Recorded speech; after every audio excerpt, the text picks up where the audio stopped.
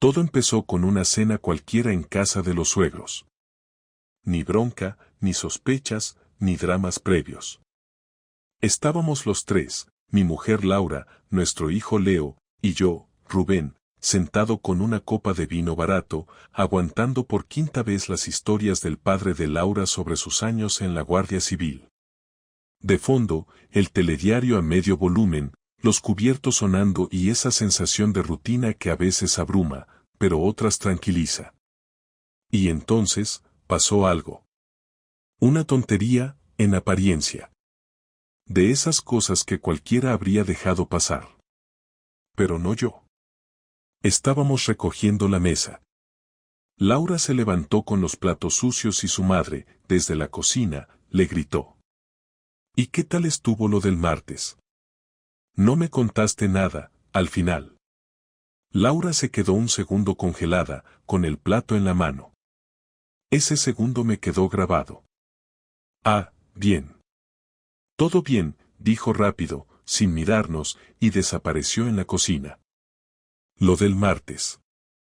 ¿Qué martes? El martes, según ella, había tenido una tutoría hasta tarde, y cuando llegó a casa, venía cansada, apenas habló, se duchó y se metió directa a la cama. No dije nada, pero desde ese segundo, el mundo me empezó a chirriar. Cuando volvimos a casa, no dormí. Y no por celos, ni paranoia. Dormir al lado de alguien que esconde algo es como intentar descansar con un mosquito dentro del oído. Sabes que está ahí, aunque no lo veas. Y no puedes ignorarlo. Durante los días siguientes, no hice preguntas. Observé. Escuché. Dejé que hablara. Y lo hizo, más de la cuenta. Me soltó una historia sobre un niño conflictivo del cole, que justo, casualmente, era de ese martes. No la interrumpí. No la juzgué. Pero ahí ya supe que me estaba mintiendo. Tenía esa forma de hablar con detalles innecesarios, como quien rellena espacios para que no hagas más preguntas. Lo que hice después, puede que no fuera muy limpio. Pero tampoco fue ilegal. Tenía un compañero del trabajo, Fran, que antes fue detective privado. Uno de esos tíos que parece que ve más con un café en la mano que con dos ojos abiertos. Le invité a una caña y le conté lo justo. Creo que Laura me está ocultando algo. No quiero pruebas para un divorcio. Quiero saber si soy un gilipollas. Fran aceptó. Nada de cámaras, ni seguimientos locos. Solo observación básica. Rutina. Entradas y salidas. No me esperaba mucho. Pensaba que al final sería alguna tontería, una excusa mal contada, algo del trabajo. Pero no. Fran me llamó 3 días después, con voz neutra. Rubén, tienes razón. No estás loco. Pero lo que te voy a contar no es lo que esperas. Y ahí, amigo, empezó el verdadero problema. No era un amante. Ni flores en un coche, ni hoteles baratos. Era peor. Mucho peor. Lo dejo aquí, pero si quieres, te mando la parte 2, donde empieza a salir la verdad, y no es bonita. Cuando colgué la llamada con Fran me quedé quieto en el coche durante varios minutos sin arrancar. Estaba frente al supermercado, con la compra sin hacer y la cabeza llena de ideas que no sabía si quería confirmar.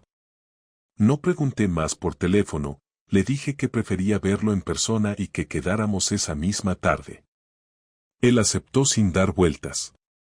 A las 7, en un bar pequeño cerca del Retiro, nos sentamos en una mesa apartada y lo primero que me soltó, sin rodeos ni pausas teatrales, fue que Laura no estaba teniendo una aventura como tal, al menos no como las que uno se imagina cuando piensa en una infidelidad con otra persona, con una historia de cama detrás, sino algo más jodido.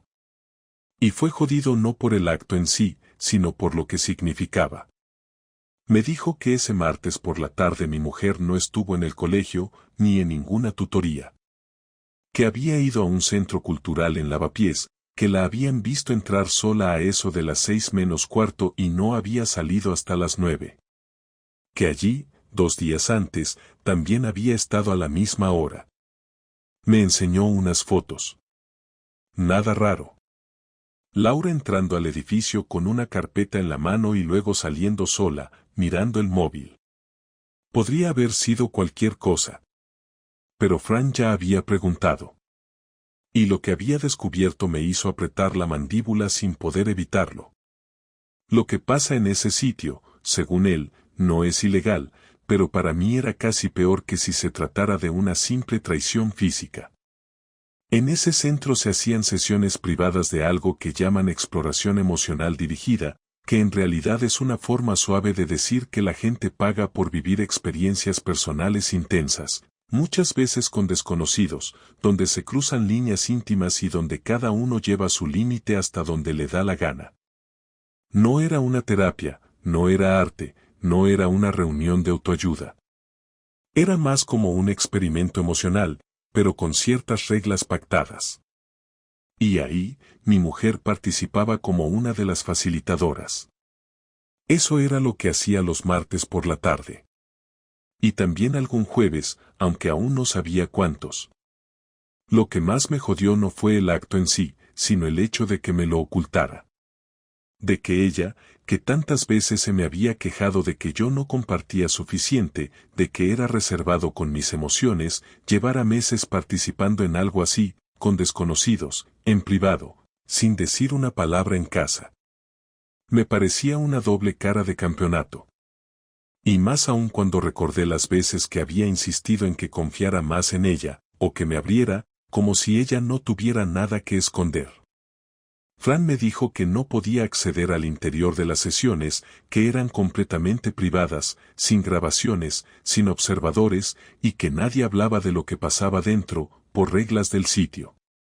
Pero me enseñó una captura del programa de actividades de ese mes. En la sesión del martes aparecía su nombre, Laura M. como facilitadora. Y el título del encuentro era, Explorar el cuerpo del otro desde el silencio.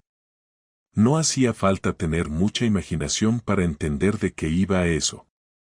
Me quedé mirándolo sin decir nada, tragando saliva, conteniendo la rabia, la decepción y sobre todo la humillación. Porque no era lo que había hecho, sino lo que decía de mí.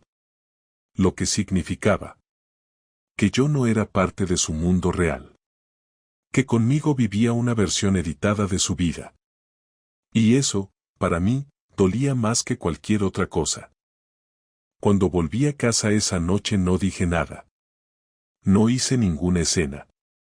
Me serví una cerveza, ayudé a Leo con los deberes, y cuando Laura volvió de lo que dijo que era una reunión larguísima con una madre muy pesada, simplemente asentí, le pregunté si quería cenar algo, y me fui a duchar.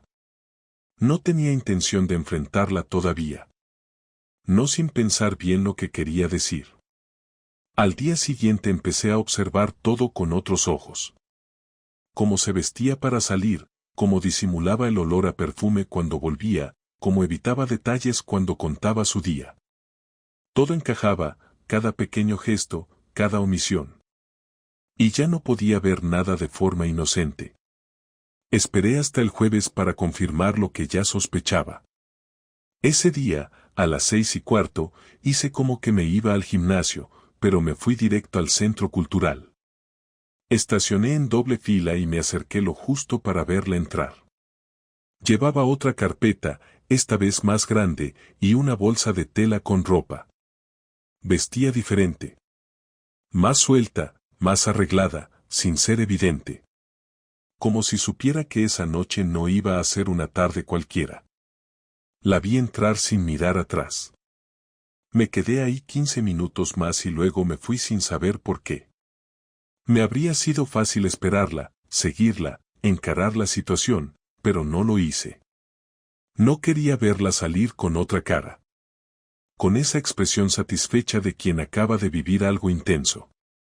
No estaba preparado para eso. Cuando volvió a casa, a las 10:00, se metió directa en la ducha. Como siempre. Como si yo no supiera nada. Y cuando salió, con el albornoz y el pelo mojado, me miró como si no pasara nada. Me sonrió, me preguntó si quería ver una serie. Le dije que no.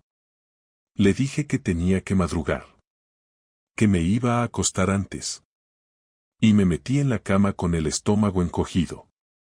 Esa noche no dormí. Y no por el miedo. Ni siquiera por la tristeza. Lo que tenía era una mezcla densa de rabia contenida y una necesidad urgente de saber hasta dónde había llegado todo. Y sobre todo, ¿qué había significado yo en todo eso? Porque si alguien es capaz de inventarse una parte nueva de su vida y dejarte fuera sin pestañear, ¿en qué parte te deja a ti? ¿Dónde quedas tú? ¿Qué lugar ocupas? El viernes a primera hora fui al centro cultural.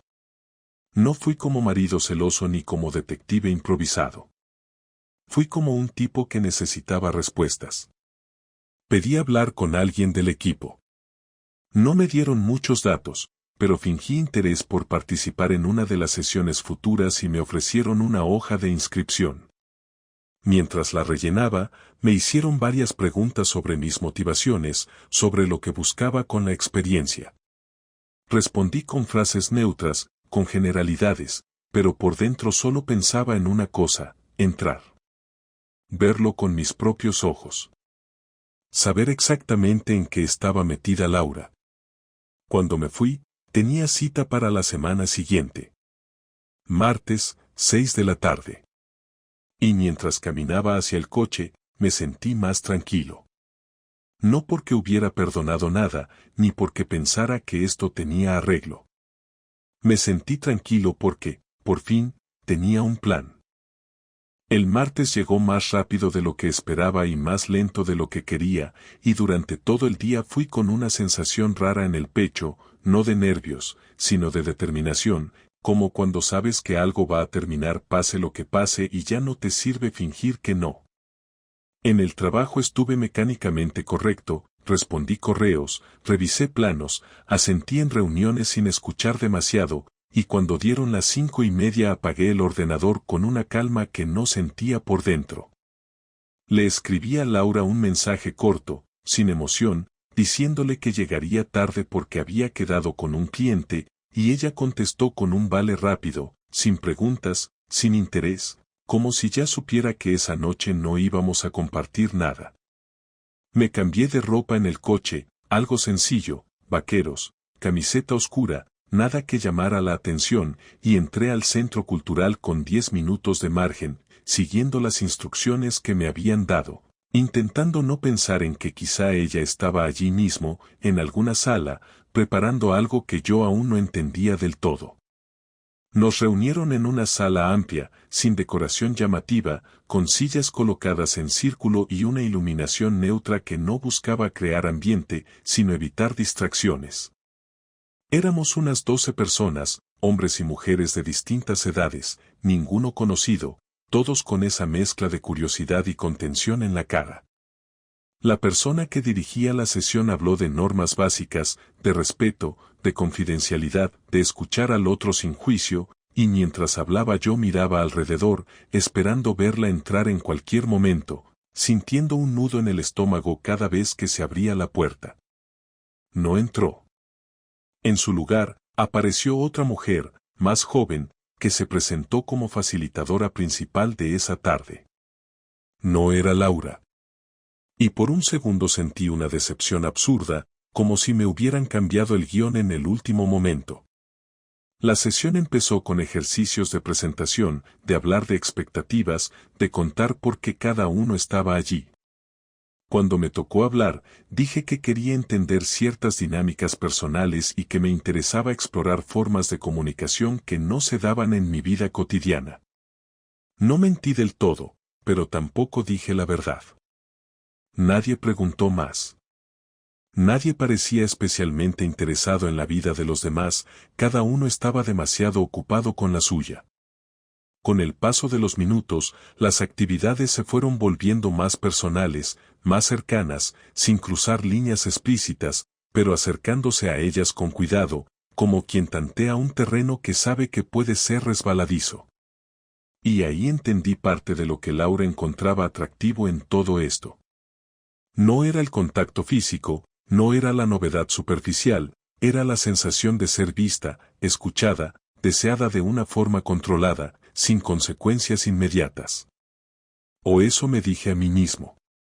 A mitad de la sesión, la facilitadora anunció que habría un descanso corto y que luego se dividirían en grupos más pequeños para un ejercicio final. Fue entonces cuando la vi. Entró por una puerta lateral, con la misma carpeta que yo ya conocía, vestida de forma discreta pero cuidada, y se quedó hablando con la facilitadora principal, intercambiando unas palabras rápidas, profesionales, como si estuvieran cerrando un detalle logístico. Laura no me vio al principio. Yo estaba sentado de espaldas a la puerta, pero giré ligeramente la cabeza para confirmar que no estaba imaginando nada. Era ella. Mi mujer. La persona con la que había compartido años de vida, rutinas, silencios, discusiones y planes. Y estaba allí, en ese contexto, con otra cara. No una cara culpable, ni nerviosa, sino concentrada, segura, cómoda. Eso fue lo que más me dolió. Cuando terminó el descanso y volvimos a sentarnos, la facilitadora anunció que Laura se uniría al grupo para el último ejercicio.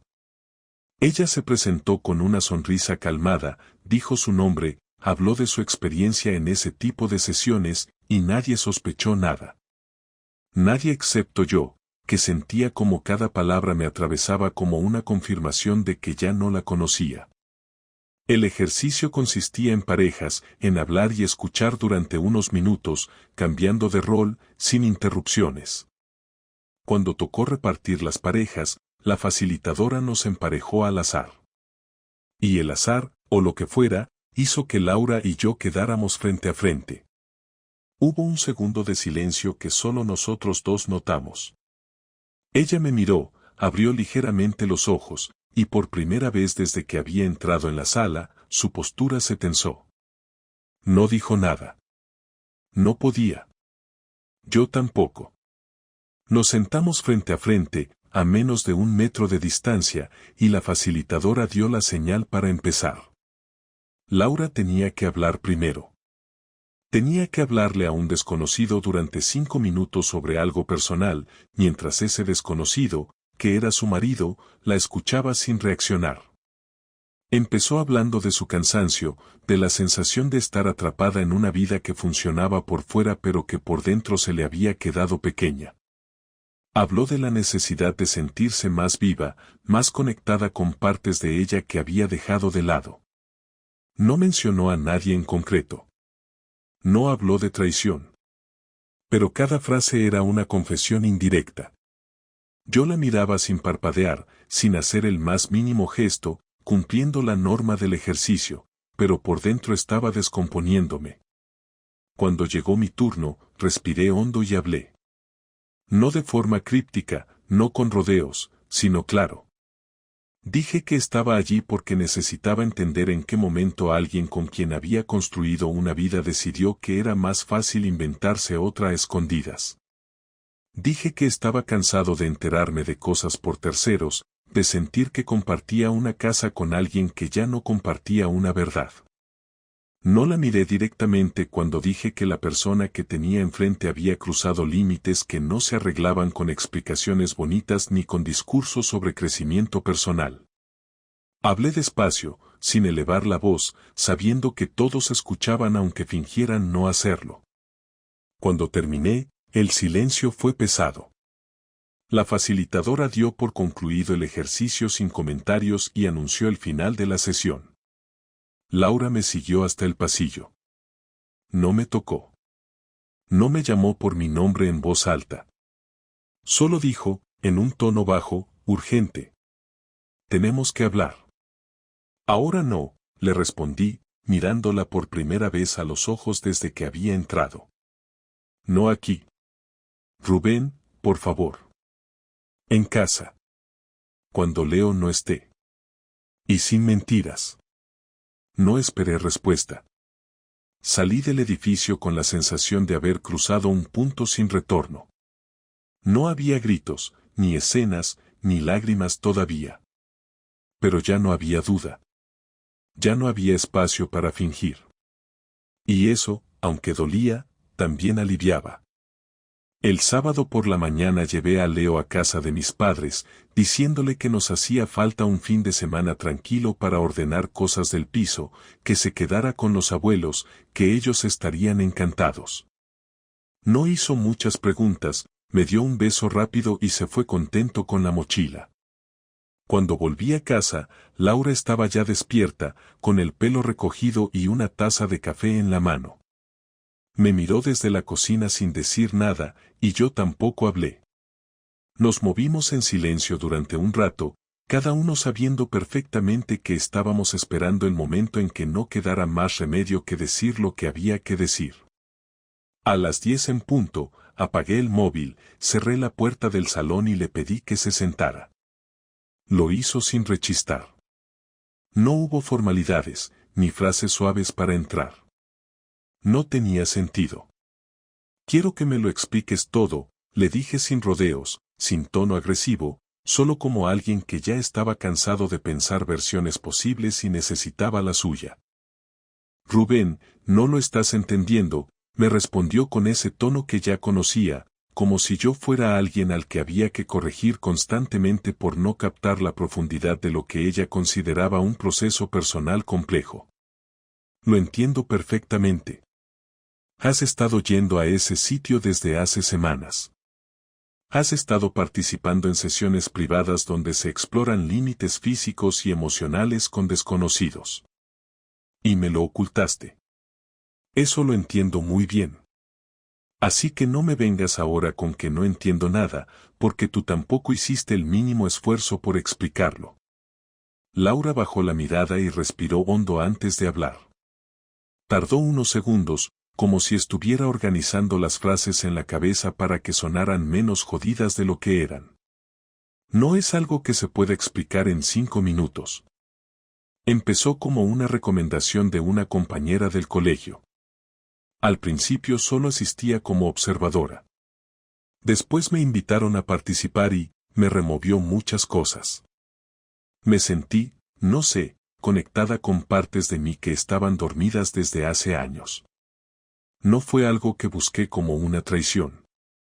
Simplemente sentí que lo necesitaba. Que era algo mío. Y lo mantuve en privado porque no sabía cómo ibas a reaccionar. ¿En serio crees que eso es una razón válida? Le respondí, con una mezcla de incredulidad y rabia contenida. ¿Crees que porque era tuyo no tenía que saber nada? ¿Te parece normal construir una parte entera de tu vida a espaldas de tu pareja y después presentarlo como un camino de crecimiento personal?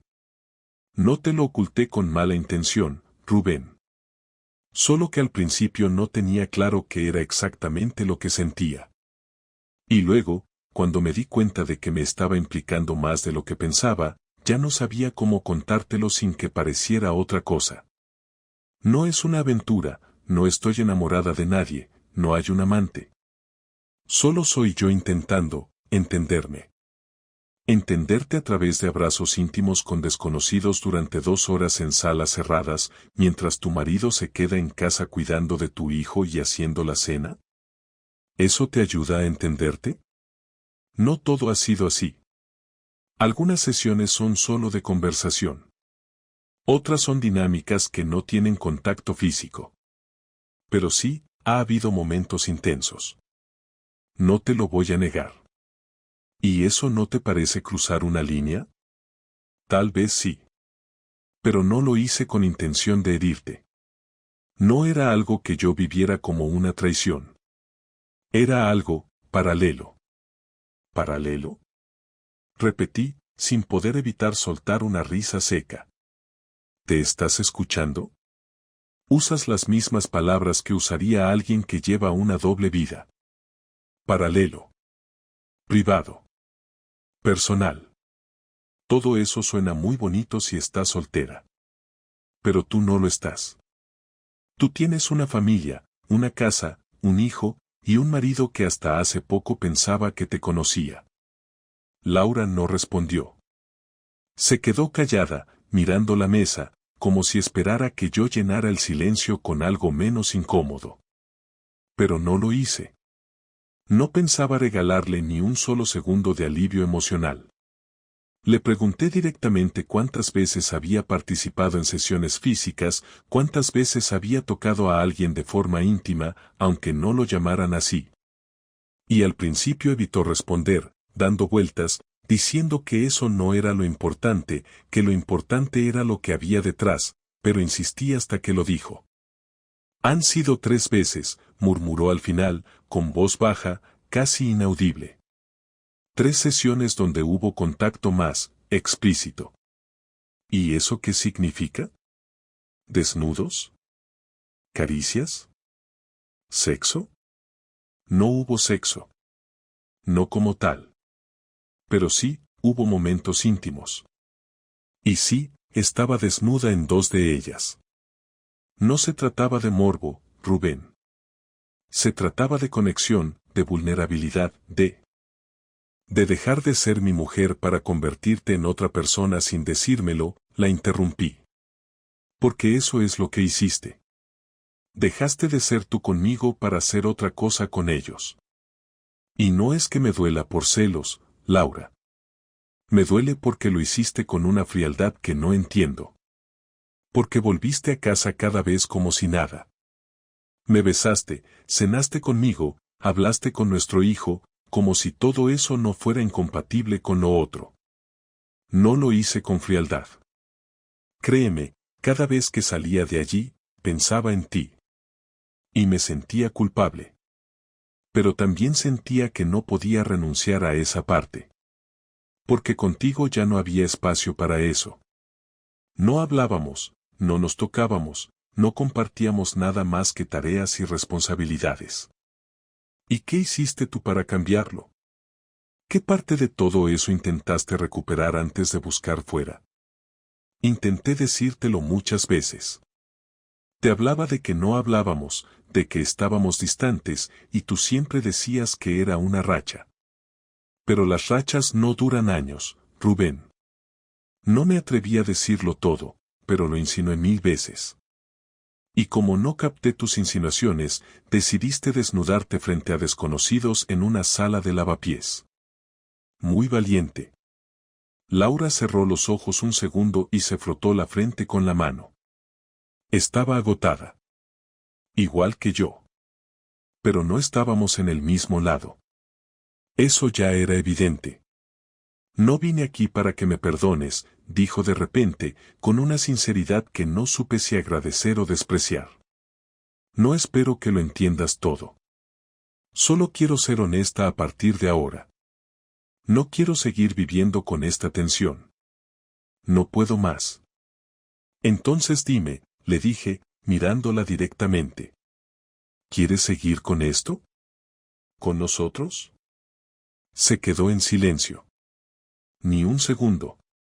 Ni 2. Más. Miró hacia la ventana, luego al suelo. Al final, me miró de nuevo, y con una voz tan neutral que parecía una respuesta automática, dijo. No lo sé. Y esa fue la peor respuesta que podía dar. Porque el que no sabe, ya ha decidido. No me sorprendió que no supiera lo que quería. En realidad, no estaba diciendo que dudaba, estaba diciendo que no quería cargar con la culpa de tomar una decisión. No era falta de claridad, era comodidad.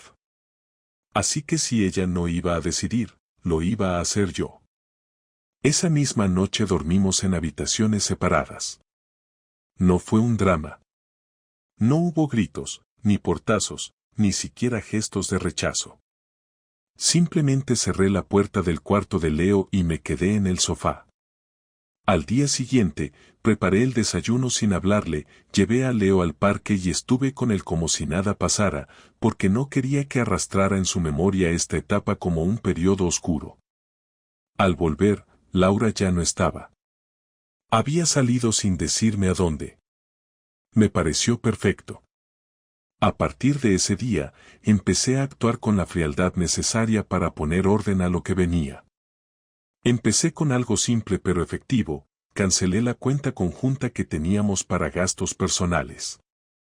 Abrí una nueva solo a mi nombre, separé mis ingresos y notifiqué en el banco que todos los pagos domiciliados del hogar pasarían por ahí, con excepción de sus tarjetas. No le quité acceso a nada esencial, no fui mezquino, pero sí marqué una línea clara. Luego contacté con un abogado. No le hablé de divorcio aún, solo de separación de bienes y custodia compartida.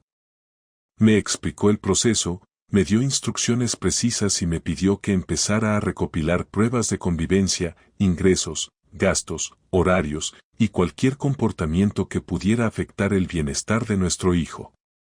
Me hizo preguntas incómodas, directas, sin rodeos, y respondí con los datos que tenía.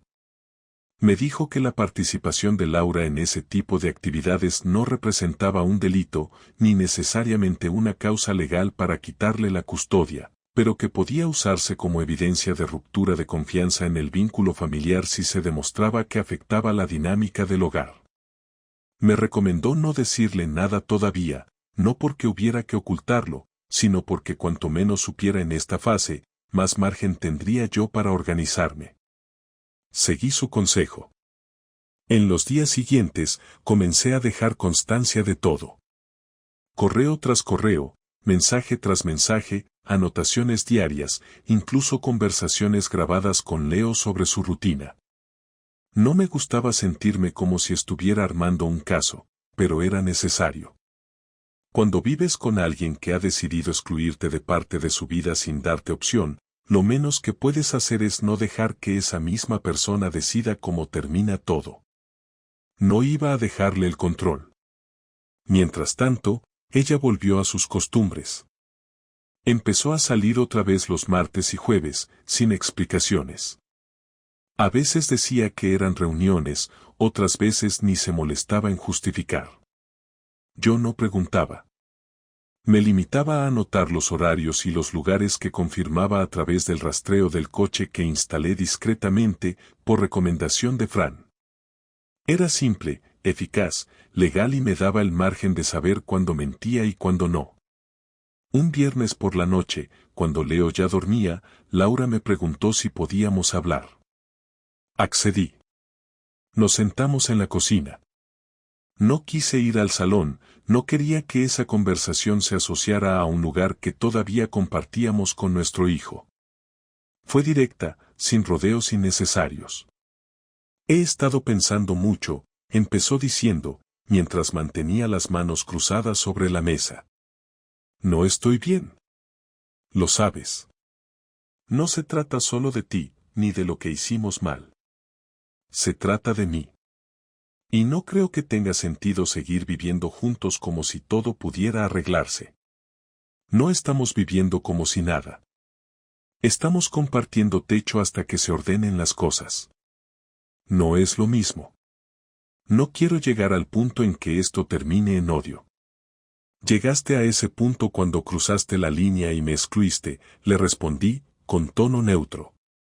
Lo que hacemos ahora es gestionar el daño que ya está hecho. Tú decides si lo quieres seguir empeorando. Estoy buscando un sitio. Quiero mudarme. Perfecto. Solo dime cuándo. Y deja por escrito dónde vas a vivir, con quién y en qué condiciones estará Leo cuando esté contigo. Laura se sorprendió por la respuesta, o más bien por la frialdad. Esperaba otra reacción, quizá un reproche, una súplica, algo que le diera margen para victimizarse. Pero no le di nada. Me limité a dejar claro que, desde ese momento, todo sería formal. Me pidió que no hiciera de esto una guerra. Le respondí que no era una guerra. Era una transición. Una en la que yo ya no iba a asumir culpas que no eran mías. Al lunes siguiente presentó la solicitud para una baja temporal en el colegio. Argumentó motivos personales, sin entrar en detalles. Dijo que necesitaba tiempo para reorganizar su vida. Yo seguí yendo a trabajar como siempre, y en paralelo, fui preparando la documentación para iniciar los trámites. Ya no era una duda. Era una necesidad. No porque quisiera castigarla, sino porque ya no podía respetar a alguien que me había mentido tanto tiempo sin mostrar el más mínimo arrepentimiento. Cuando finalmente me comunicó que había encontrado un piso, le pedí que me mostrara el contrato de alquiler. Lo hizo sin discutir.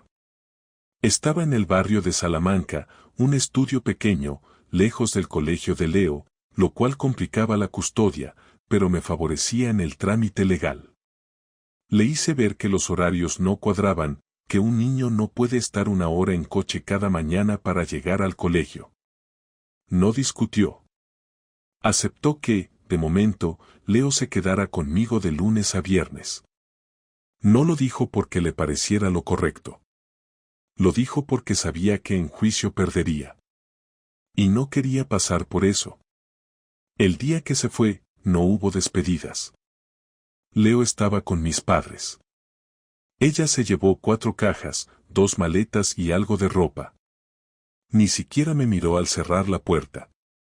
Solo dejó las llaves en la encimera. Durante los días siguientes, empezó a escribirme correos con temas logísticos. Que si la ropa del niño, que si una factura pendiente, que si el seguro médico. Le contestaba con datos. Nunca con opiniones. No había nada que aclarar ya. Lo esencial estaba hecho, nos habíamos separado en la práctica. Lo legal vendría después. Lo emocional ya estaba muerto.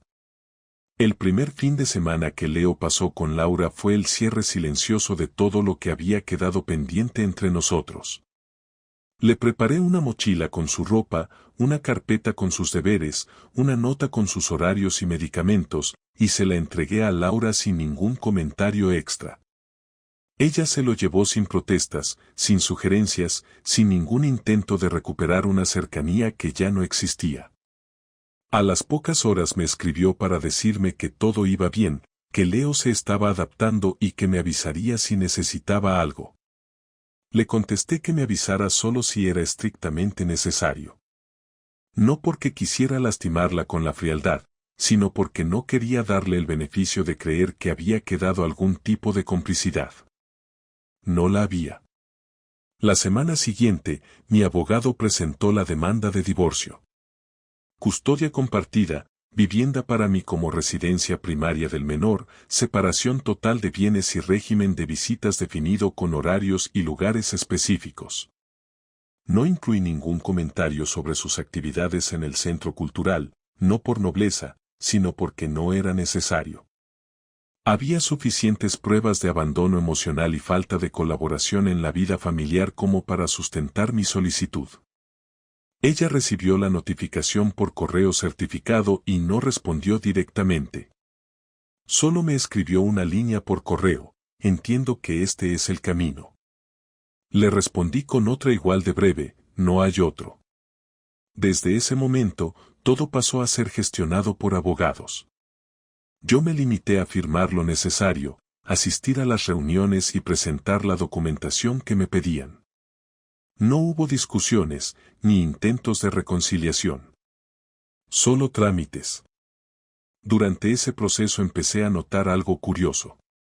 A medida que el papeleo avanzaba y la situación se volvía más definitiva, Laura comenzó a escribirme con más frecuencia. No para hablar del niño ni de asuntos legales. Me mandaba mensajes sueltos, vacíos, como si buscara contacto por necesidad más que por contenido. Me decía que había soñado conmigo, que pensaba en momentos antiguos, que se sentía rara al no compartir más conmigo lo cotidiano. Nunca hablaba de lo que hizo. Nunca pedía perdón. Solo buscaba una forma de mantenerse presente, aunque fuera desde la incomodidad. Yo no respondía. No por rencor, sino porque no tenía sentido hablar con alguien que solo reconocía el eco de su ausencia cuando ya no tenía sitio en mi vida. Una tarde, casi 2 meses después de que se fuera de casa, me llamó. No para discutir, ni para hablar de Leo. Quería hablar de nosotros. Le dije que no había ningún nosotros. Que había un pasado, sí, y que compartíamos un hijo, por supuesto, pero que más allá de eso, no quedaba ningún vínculo. Me dijo que estaba yendo a terapia. Que se había dado cuenta de muchas cosas, que necesitaba tiempo para entender por qué había hecho lo que hizo. Le dije que no necesitaba explicarme nada. Que ya lo había entendido todo cuando me dijo que no sabía si quería seguir. Esa frase, corta y vacía, fue la que me empujó a cerrar el capítulo. Me agradeció que fuera directo. Me dijo que ojalá lo hubiera sido ella antes. No supe si era una disculpa o una excusa más. Le deseé suerte con su proceso y corté la llamada. Después de eso, no volvimos a tener conversaciones personales. Solo lo básico, lo imprescindible, lo relacionado con Leo. Empezamos a funcionar como dos personas que se turnan para cumplir un rol, sin interferencias, sin quejas, sin fingir que hay algo que arreglar. Leo se adaptó rápido. Al principio preguntaba por qué mamá ya no dormía en casa, por qué teníamos dos casas ahora, por qué él pasaba algunos días en un sitio y otros en otro. Le expliqué la situación con calma, sin dramatismo. Le dije que mamá y papá ya no estaban juntos, pero que eso no cambiaba cuanto lo queríamos. No preguntó mucho más. Los niños entienden rápido cuando uno no intenta disfrazar la realidad con mentiras innecesarias. Con el tiempo, retomé partes de mi vida que había abandonado. Empecé a salir más con amigos, a aceptar invitaciones, a reconectar con gente que había dejado de ver por años. No lo hacía para distraerme, sino porque por fin tenía la cabeza limpia. Ya no había que esperar a que alguien llegara tarde con una excusa. Ya no había que suponer nada. La tranquilidad no era espectacular, pero era firme. Y eso bastaba. Un sábado por la mañana, mientras desayunaba con Leo, él me preguntó si mamá y yo volveríamos a estar juntos algún día. No se lo preguntó con tristeza ni esperanza. Solo con curiosidad. Le dije que no. Que hay cosas que, cuando se rompen, ya no se pueden reparar. Que eso no era malo, solo era distinto. Que lo importante era que íbamos a seguir cuidándolo los dos. Asintió y siguió comiendo. No necesitaba más. Ni yo. Un par de semanas después, recibí el aviso de que el divorcio estaba finalizado. No lo celebré, ni lo sufrí. Era un paso más, nada más. Le avisé por mensaje. Me contestó con un gracias por la notificación. Y ya. Así terminó todo. Sin cierre dramático, sin escenas, sin reconciliaciones. Solo con hechos. Ahora, cuando miro atrás, no lo hago con rabia. Tampoco con nostalgia. Lo hago con una claridad que antes no tenía. Aprendí que no se puede construir una relación cuando solo uno está presente. Que la traición no siempre llega en forma de una aventura o una mentira directa. A veces se presenta como indiferencia, como silencio, como alguien que decide seguir su vida sin contar contigo y sin tener la decencia de avisar. Aprendí que el amor no es garantía de nada y que confiar no significa ceder todo sin condiciones. Aprendí que hay que estar atento no a las palabras bonitas, sino a las ausencias largas. A las respuestas vacías. A los gestos que no coinciden con lo que te dicen. No me arrepiento de haberle dado tantos años de mi vida. Porque no los viví para ella, los viví por mí. Lo que vino después fue una consecuencia de sus decisiones, no de mis errores. Fui leal, estuve presente, hice lo que tenía que hacer. Y eso me da paz. No necesito venganza. No necesito que sufra. Solo necesitaba cerrar la puerta. Y lo hice. Si algún día Leo me pregunta por qué terminamos, le diré la verdad. Que a veces la gente cambia y que no siempre se puede seguir al lado de quien toma otro camino. Que lo importante no es quedarse con alguien a cualquier precio, sino saber cuando ya no hay nada que sostener. Y que cuando ese día llega, lo único que queda es salir con la frente en alto. Eso fue todo. Y fue suficiente.